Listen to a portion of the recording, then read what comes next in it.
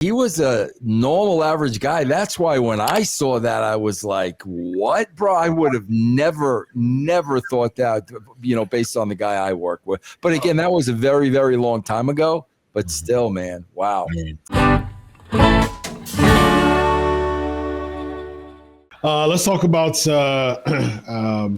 Duke the Dumpster Droese in the news for attempting to purchase images from the dark web pertaining to child sexual abuse.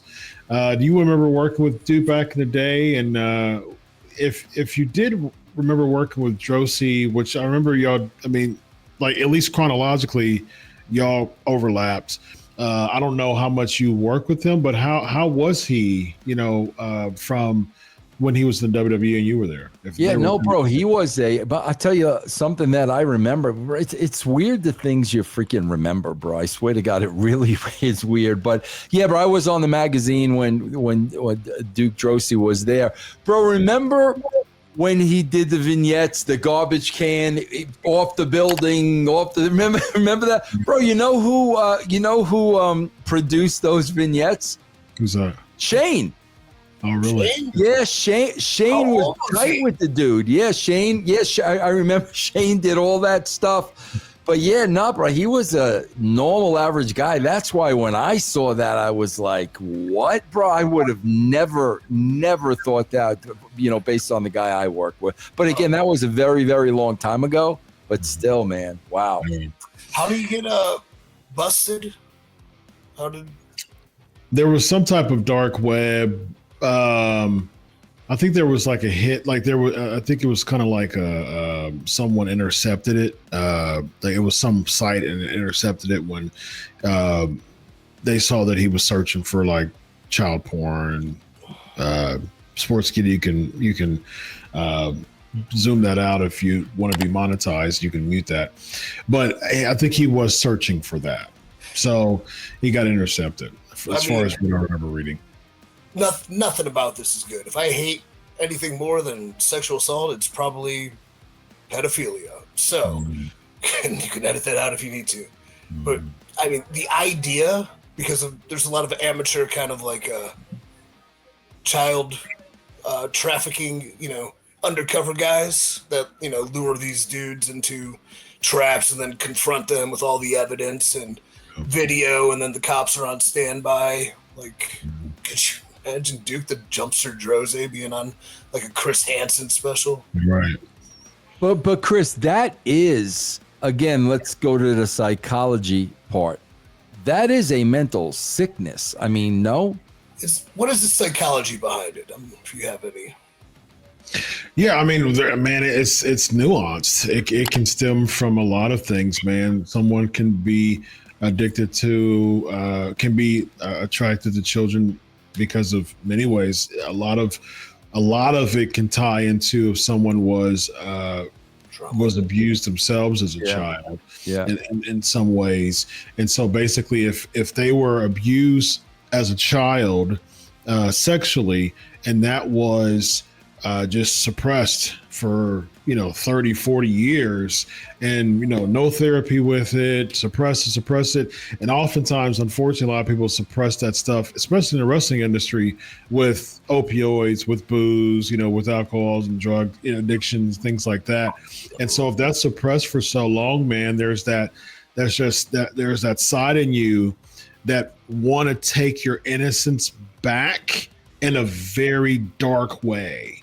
And so it creates a sense of, Freud would call it regression. And so basically you would go back into a regressive state in your life when those types of things aren't really healed. And unfortunately, not only do you act that way, but you start to have those type of inclinations too. So, it's ever since I started my little journey of like guiding and, being a paladin for talent, or, bringing people up to a level, or trying to.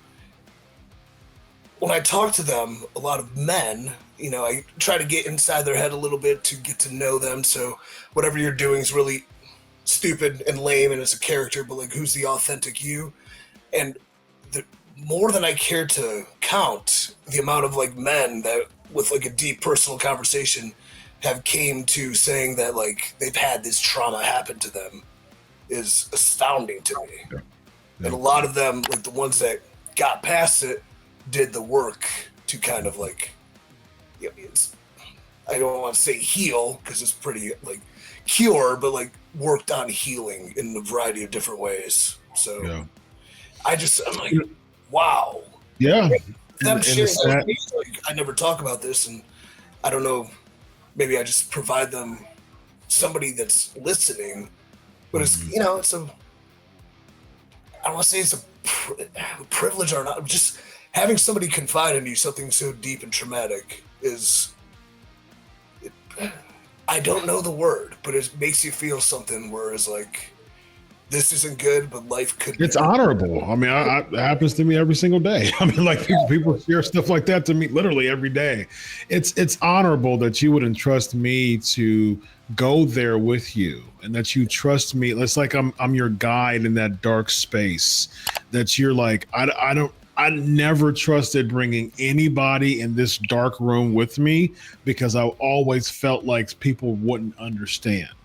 And so, like, if they bring you with them into this dark room and the dark recesses of their mind, like, I trust you to share this with me because I've been wanting to relieve this burden off of myself for so long. And you're the one who I want to relieve it with because I know that you can handle it with me. You know what I mean? So it's like, it's a lot that goes into that from a therapeutic standpoint. It's just that people just need to understand that it's not your burden to carry if you're going through that stuff, man. Like, somebody's child shouldn't be a reflection of your violation when you were a child.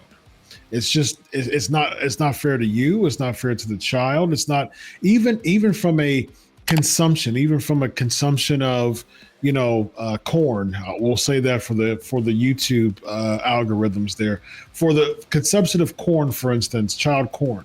At the same time, it's like, dude, do something about that, man. Quit hiding that and suppressing that for so long that you're forcing yourself to create an outlet that can put you in jail for the rest of your life. You're forcing an outlet that doesn't belong there. Use it instead. Talk to somebody about it. Be honest with yourself about it. Go to therapy about it.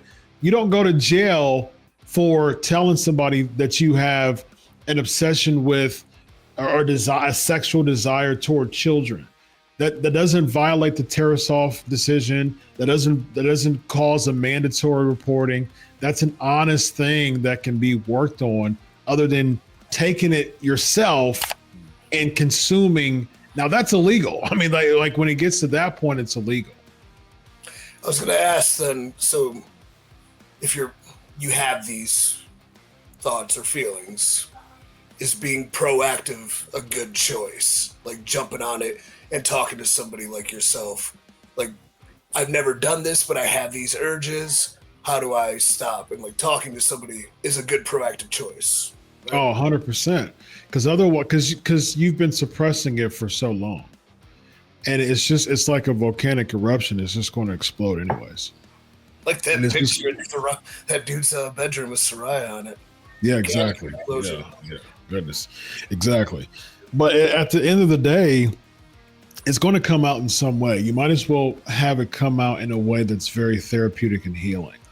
And like at the end of the day, if this would have been some years ago when he first started having these urges and these desires, that's when you should address it, man. Because that's when it's not. That's when it's got to the point, man. Because of confidentiality and HIPAA and privilege, man. There's such a protection that clients have to share anything that they want to, and we as clinicians, we give them that space, and by law, we don't report it. Like we can't report it. They're protected under confidentiality, unless only time we have to mandate report is if they're wanting to kill somebody or kill themselves. That's the only time when they're actively thinking. Not if they thought about it last week, not if they thought about it last month, not if it was a passing thought. If they actively are thinking about it right now, that's the only time we have to report. And so if someone's struggling with desires of wanting to watch child porn, this is the best place to leave it instead of search it. Like, talk to me about it before you search it, and let's figure out why. And the more you understand the why behind that, the more it becomes less attached to you. It becomes more distant, and then you have an objective view of, oh wow, like that was me. I wanted to watch that. Oh nah, man, why? I'm so glad I got this out the door beforehand, because that can be, that can lead me to several years in prison. So unfortunately for Droese, don't go to jail for that either. Yes, yeah. So problem. yeah. Yes, indeed.